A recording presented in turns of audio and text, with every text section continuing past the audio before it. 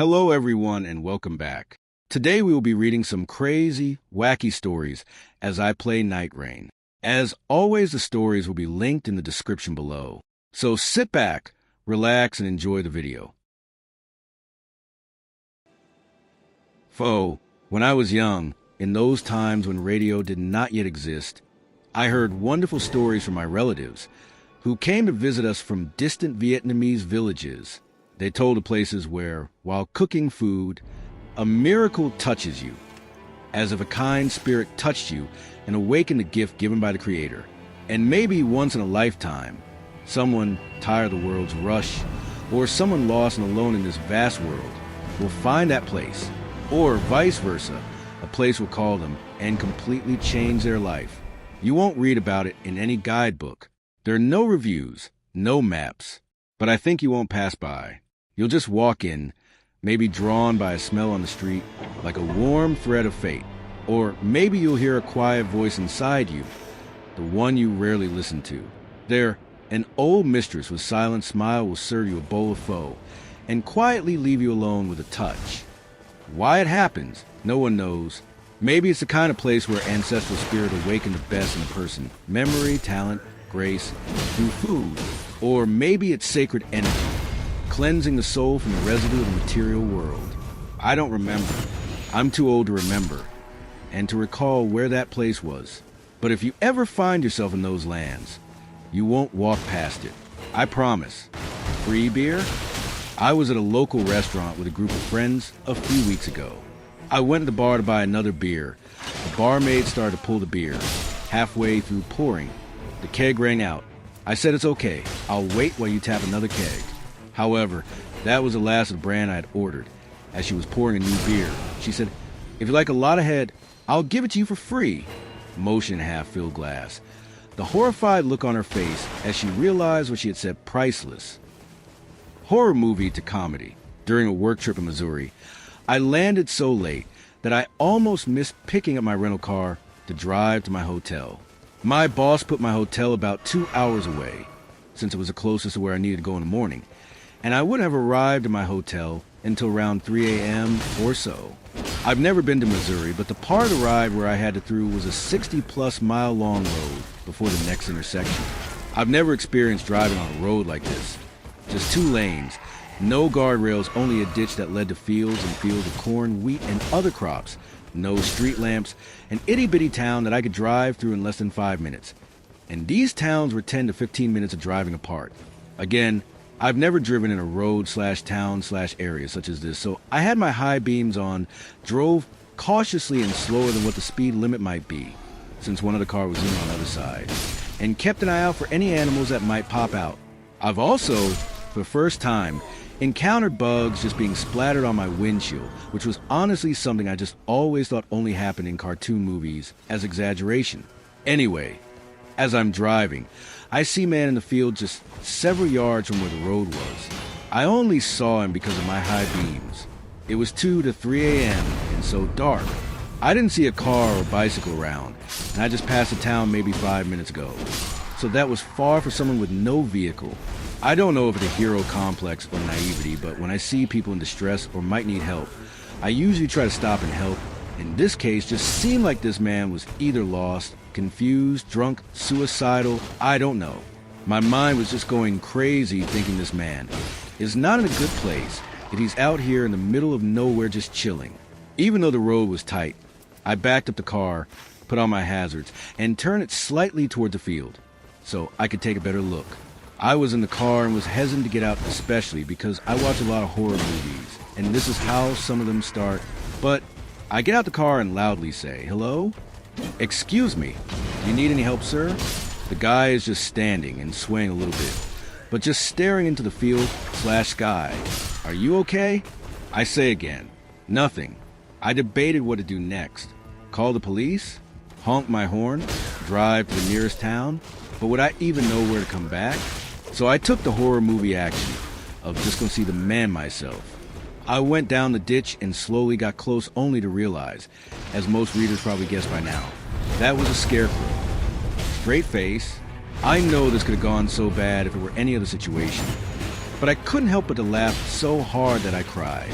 I was genuinely trying to be helpful and got worried, and turns out I made a 10-minute stop to make sure Scarecrow was okay. But at last it kept me wide awake until I got to my hotel. Unknowingly slept with a married woman. In October 2023, 22 at the time, slept with a girl. 20 at the time, I was sleeping with a girl from my martial arts school. The head women's coach caught wind because she saw us out together on our first date. It was very short-lived and we still keep in contact. Sometime during 2024, I switched jiu-jitsu schools. And now in 2026, I signed up at my original gym and paid a year's membership. The head coach asked to speak privately and asked me about my relations with that girl. He said she was married, that some students had concerns about me training there. I had no idea she was married and didn't even think to ask given her age.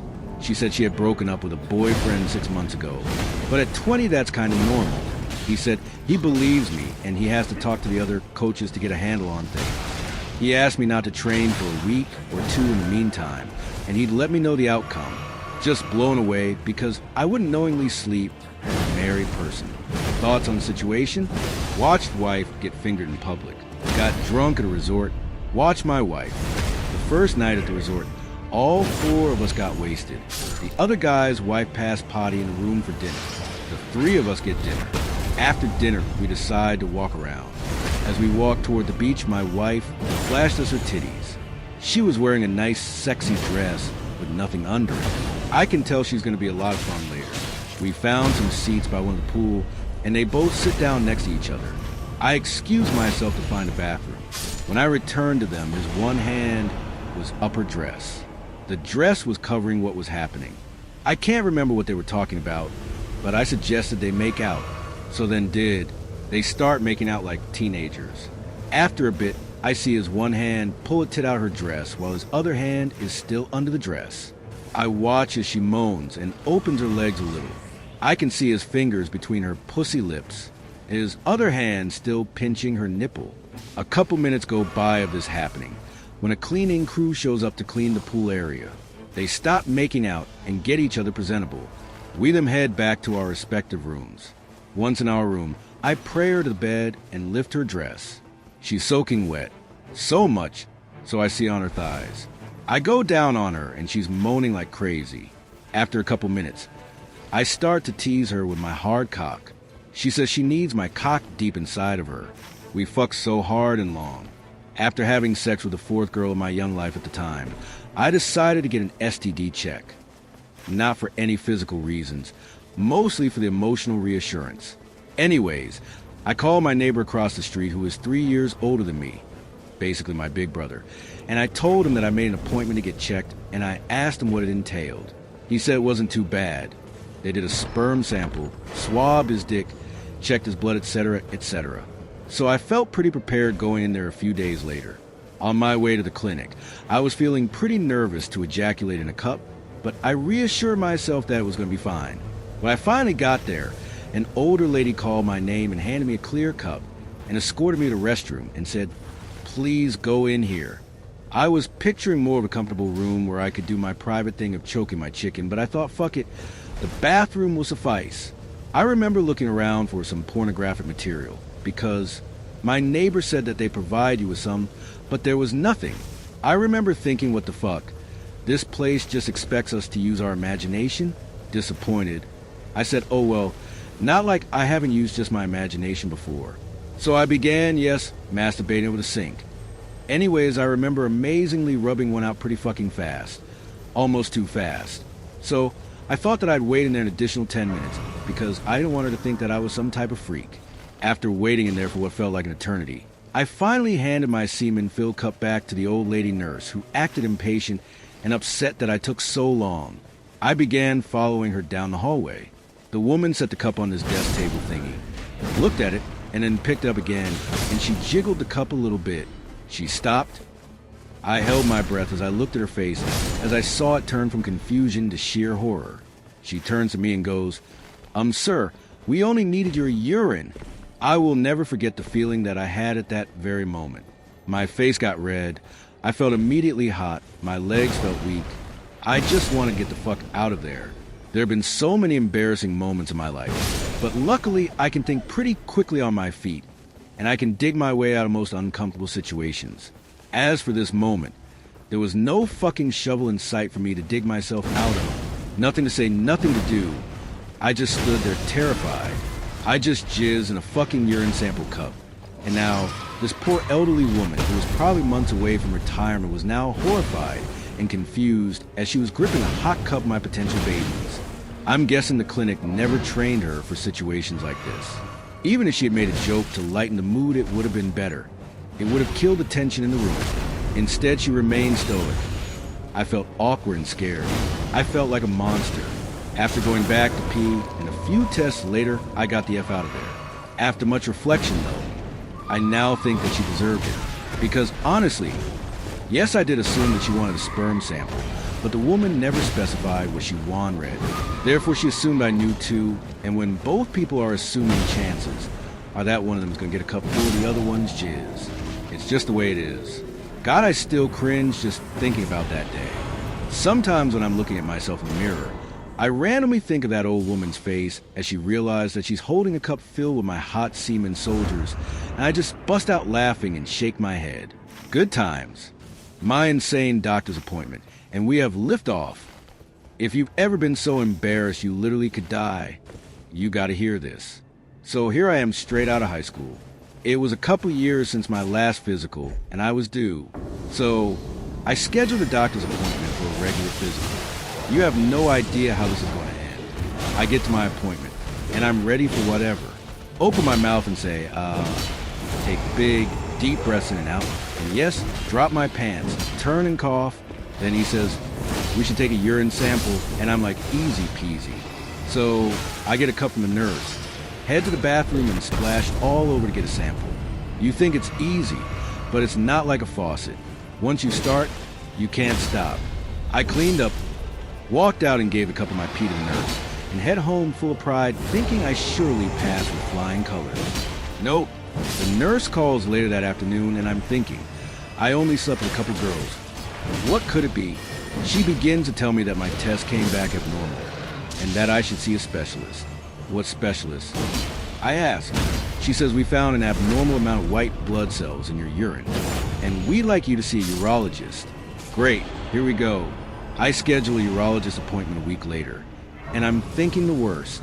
Could be an STD, or worse yet, some type of disease? Maybe I have a defective ding-dong? I have no clue. I nervously walk in, sit down and wait my turn, gripping the chair with both hands like I'm about to take off on a rocket ship. There are other guys in the waiting room all waiting their turns, but it's obvious that I'm the youngest of the space shuttle crew. Finally, my name gets called, and I sit down in the exam room. About 20 minutes later, the doctor comes in and explains what the nurse told me over the phone. Here I am thinking, it'll just be another urine sample, right? He then says, I'd like to start with a bladder scope. Great. They're going to cut me open and look at my bladder. This obviously won't happen today, and this will need to be scheduled out. Nope. He says, no, we won't cut you open. We'll take a thin tube with a light and camera at the end and insert it into your urethra. I am visibly shaking at this point. What's my urethra? Is that a medical term for belly button? I ask. No, it's where you urinate from, he says. I immediately turn white and start sweating. I begin to tell him, I don't think this is necessary. I've only slept with 2 girls, and there must be some type of mistake. Can we schedule this for another time? No, we have it scheduled for today, and trust me, it won't hurt or take long, he says. I get taken back into another room, where they lay me down to prepare me for the procedure. I'm literally shaking at this point, thinking I just want to go home and crawl under covers. Then about 4 other nurses walk into the room. Apparently, they are students who are observing procedure for educational purposes. WTF, I'm thinking. This older female nurse, probably in her 60s, then comes up to me and says, I need to prepare the area for the procedure. She then proceeds to clean my junk with this orange-reddish liquid called iodopovidone. Oh no, it's been some time since my last encounter with my ex. But this is not good. She's cleaning the area like it's her last supper, and here I am getting a rock, hard bonsai tree. I grasp the table, and before I can start to think of my grandmother, the inevitable happens. I had no control. It was so fast. I had no time to think. IT comes out. The nurse takes a step back and immediately places a towel over and says, "It's not the first time." The procedure was quick, and I got dressed and walked out of the office with my tail between my legs. I get home and shower like I've just been violated. Thankfully, everything was just fine, except for my pride. I haven't had a physical since. Was the chalkboard monitor in 8th grade. I was the chalkboard monitor in 8th grade, and I used to write the date and day of a particular day every day. And I used to write the thought of the day in Indian school. This is very common. One day what happened was, one day I wrote the spelling of Wednesday incorrect. And at that point, everyone was arrived in class already, so they were watching me write everything on the board the teacher was in the class. And when I wrote the spelling of Wednesday, I spelled it incorrectly. And then the hell broke loose. My teacher tried to correct me, but I think I was too ashamed to correct it. And then for 3 to 4 times, she just told me the correct spelling to write, which I could not comprehend. And then she gave me a homework of writing all the days of the week, and told me to show her every day, and she did not forget about checking that homework. She did see it every day for a week. And after that, I just resigned as the chalkboard monitor.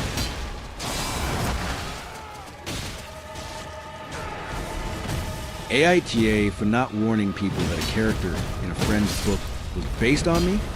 My best friend, Cass, is an author who has a few books out. There are bits and pieces of me and everyone else she loves and everything she does. But she wrote a character heavily based on me for her most recent book, personality, appearance, some life events, etc. There's a love interest who is also based heavily on a friend of ours, Riley, in the same way. The characters end up together. We all met in college, for what it's worth. Riley and I have also never dated, hooked up, or anything like that. I knew this was happening. We have a tradition where I read her 3rd draft. But Riley is not a huge reader, so I never mentioned it to them. Same with my husband. The book came out, and I didn't even think about it, because while the character is based on me, it is not me. Well, some time later, we were at another friend's house when Riley was there. Cass asked Riley if they'd read the book. Riley said they were surprised to find out we ended up together and felt it was odd. My husband asked what Riley meant. Cass said the characters were based on us. My husband was surprised. They both asked why we didn't tell them ahead of time. Both of them feel blindsided and uncomfortable about it. I said that in my defense, I don't go spilling details about Cass books in general. And again, the characters are not actually us. And most readers, unless they are the creepy fandom stalker-wide types, would have no way of knowing. Should I have told them? Whipped her for skipping a co-worker's goodbye party because our boss compared her leaving to my mother's cancer diagnosis? My co-worker, let's call her Amy, is blatantly favored by our boss. Let's call her Kathy, and has been since she started her job at the nonprofit we work at. Kathy is older and is a social worker/counselor. She openly favors employees who have a degree in social work, but particularly favors Amy. I, however, have a degree in psychology, and since I started my job here, there have been a series of demoralizing comments about my educational background that have, for the most part, been put to rest with time. However, I am frequently not afforded the same upward mobility in the company structure due to my major, which I graduated with 2 years ago, compared to my BSW co-workers, despite us all working the same position. This is all just foundational context. So just bear with me. As of last week, Amy gave her notice and will be leaving the company by the end of this week. About 1 month ago, my mother received a breast cancer diagnosis that has been tremendously hard on myself and my family. Everything is extremely uncertain, and the treatment plan is very intense. Offhandedly the other day, our boss asked how I was doing.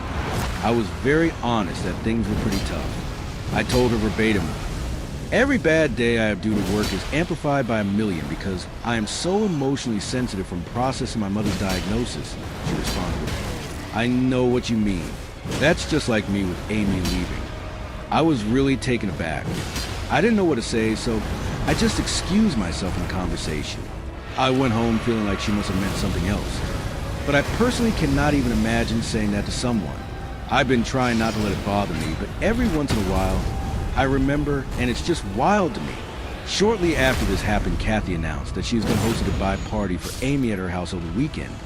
So on everyone's day off, and everyone is welcome to join at hers for a game night for Amy. As much as I want to have fun and celebrate Amy's time in the company, she truly was an amazing co-worker. I am having my reservations about attending. Maybe I'm just stubborn, but at this point I don't think I will be attending. I fully recognize the comment made by Kathy is not Amy's fault, and it's certainly not Amy's fault Kathy has favored her so heavily. I sincerely cannot imagine that our boss would throw a goodbye party at her house for anyone other than Amy. On principle, based on the favoritism and how our boss has compared Amy's departure to my mother's cancer diagnosis, I do not think I can bring myself to go. In my head, it's like rewarding Kathy for the comment and normalizing the favoritism to continue in the workplace. I am very open to feedback. I know I could be stubborn. Am I taking this too personally? Whipped it to Amy for not attending? All thought are appreciated, especially if you are at a nonprofit. It's truly a different beast of a workplace. I got in a relationship with a girl completely out of my league. I'm 22M, so I was sitting in a restaurant, ordering some food for good, and then an extremely gorgeous girl walked in the restaurant and sat on a table right next to mine. I desperately wanted to talk to her and was gathering the courage to do so, but then a guy entered in the restaurant and sat on her table. I assumed that they were dating and that she was way out of my league and wasn't available. Fast forward in almost a month, I found out that she's a friend of a female friend of mine. She introduced me to her and we started talking. I kept meeting her as much as I could until we became pretty close friends and we started sharing many things with each other. She's 19, a pretty social girl, has great flirting skills, is very good looking and is constantly hit on by men. So in a wedding ceremony of older sister or friend, we were invited and I spent most of my time with her. After the ceremony was over, we were 5 friends sitting in a room, 2 guys and 3 girls. My guy friend left the room and she indicated her 2 friends to leave us alone. I noticed that we were just talking for some time, holding eye contact. She slowly leaned forward and gave me a small little peck on the lips. I gave a shocked expression, like I wasn't expecting that. I was acting. Then she said, "Sorry, if you don't like it." Then I proceeded to kiss her on the lips for some 5 minutes. She's kind of experienced in terms of dating, has been dating since 14, has engaged in one and only ONS with the previous guy in the restaurant. On the other side, I'm pretty inexperienced. Don't have much dating experience. I'm a rookie. I get nervous when dating her, especially if someone hits on her. But she has rejected all of them recently and claims to love me. I'm her first committed relationship, she says. I love her. I saw my ex-wife in the hospital 2 months after our divorce, and the truth completely broke me. I never imagined I would see her there. She was sitting quietly in a corner of a hospital hallway, wearing a faded patient gown, surrounded by tired faces and empty eyes, looking like the whole world had forgotten her. The moment I saw her, something inside me crashed. Her name is Sia. My ex-wife. My name is Kabir. I'm 34, and I work a regular office job. We were married for 5 years. From the outside, our marriage looked stable. Sia was calm and kind. She wasn't flashy or dramatic. But coming home to her felt peaceful. Like most couples, we had dreams. Buying a house, starting a family, building a life together. But after 3 years of marriage, everything changed. Sia went through 2 miscarriages, and slowly the house grew quieter. She stopped talking as much. Her eyes always seemed distant. I won't pretend it was only her struggle. I started coming home late, avoiding conversations, hiding behind work. Small arguments grew bigger. Neither of us wanted to hurt the other, but the distance between us kept growing.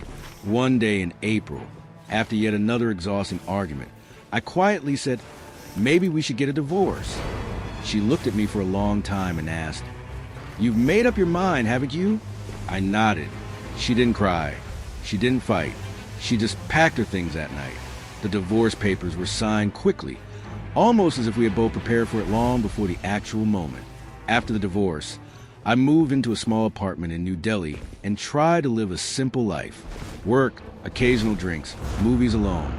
No one waiting at home. No familiar footsteps asking if I had eaten. I told myself I had made the right decision. 2 months passed. I was basically just going through the motions. One day, I went to AIMS to visit my best friend at Diffier after his surgery. While walking through the internal medicine department, I suddenly felt something familiar and turned my head, and I saw her. Sia was sitting there in a light blue hospital gown. Her hair was cut short in a way that felt wrong, because she had always loved her long hair. Her face looked pale and thin. There was an IV drip attached to her arm. I froze. 100 questions rushed through my head. What happened to her? Why didn't anyone tell me? Why was she alone? I walked toward her, shaking, and softly said, "Sia?" She looked up. For a second, she seemed unsure if it was really me. Then she smiled faintly. The same smile that once felt like home. "Kabir, what are you doing here?" she asked. I could barely speak. "What happened? Why are you here?" She avoided my eyes and said, "Just some health issues. The doctors wanted to run a few tests." I knew she wasn't telling me the truth. After 5 years together, I knew every fake smile she wore. Just then, a nurse walked over and looked at me. "Are you a relative?" she asked while checking the file. "Her chemotherapy starts today. The doctor will be here soon." My ears started ringing. "Chemotherapy?" I repeated. The nurse looked confused. "You know, she has blood cancer. She's been undergoing treatment for some time." I felt the ground disappear beneath me. I turned to Sia. She stayed quiet. "Why didn't you tell me?" I asked, my voice shaking. After a long pause, she said softly, "I found out before the divorce." Something inside me shattered. "Then why didn't you say anything?" She gave a small smile, but was full of pain. "Because you were already exhausted. Kabir, the miscarriages, my breakdown, the atmosphere at home. I didn't want to become another burden for you." My eyes filled with tears. She continued, "The doctor said treatment would be long and expensive. There was no guarantee I'd recover. I didn't want you to spend your life in hospital rooms." I held my head in my hands. "So that's why you agreed to the divorce." She nodded. "At least you would be free. You could be happy again." In that moment, I realized how blind I had been. I was so lost in my own stress that I never saw the quiet battle she was fighting. I knelt in front of her and said, "Sia, I made a huge mistake." She looked uncomfortable. "Kabir, please don't do this." "It's okay." I held her hand. It felt cold. "No, nothing about this is okay. You went through all of this alone," and I walked away. Tears filled her eyes. We sat there quietly while the hospital noise continued around us. But for us, the world stood still. Finally, I said, "I want to come back." She looked shocked. "Kabir, don't say that." "I'm not joking. Whatever comes next, treatment, pain, fear, I won't run this time." She started crying. "But we're not husband and wife anymore," she whispered. I smiled through my tears. "Maybe not on paper, but in my heart you still are." She squeezed my hand for the first time that day, and in that cold hospital corridor, 2 months after our divorce, our story quietly began again. This weird boy. We are both 17. I met him at school and we clicked instantly. I have a fear of men. The first time we talked was him helping calm me down after a panic attack. I was balled up hiding. He ran around to find me. He sat down without touching me. Over the next few minutes, I inched closer to him. I don't know why to this day, but I felt safe with him. By the time he had gotten me to breathe regularly, I was fully leaning on him and him on me. My head was on his shoulder. His head was on my head. He asked me, "Do you want a hug?" I nodded silently and we stood. I stood there slightly shaking, but feeling a need to hug him. When we hugged, it was soft. So soft we almost weren't even touching. Then I tightened it. I liked how the hug felt. He returned the strength. By the end of the hug, we had the back of the other's shirt balled in our fists. We were shaking, holding each other as if fighting a force trying to pull us apart. My mind had gone silent. I didn't hear yelling, crying, music, or conversations. It was just quiet. I loved it. I had tried to push him away. I cursed him out. I told him to go fuck himself. I wanted to hate him. I did that for a month and he respected it. He never shouted back. He never pushed, but he never left. He stayed there for if I go back. So I did. I went back to him. We talked for a few days. We liked each other. I felt something weird. I knew in that first hug, I felt safe, calm, maybe even home, but I didn't want to accept it. He and I kissed. It was soft yearning. It was only if you were okay with this, and that's what I wanted. What I needed, the second kiss. It was passionate. His tongue in my mouth, my nails in his neck, but it still had this softness in it. Something I don't know if it belonged or not. Something I'm grateful for. I don't know what we are. I probably won't until we are both 18. But whatever we are, I don't want it to end. I want more, I just don't know more of what. I don't know how to tell him that. I struggle to tell him how I feel. Even if it is to say that I like him. He's got the most beautiful eyes ever. His hair lays awkward so much it's adorable. His stance so cocky and confident that my knees buckle at the sight of him.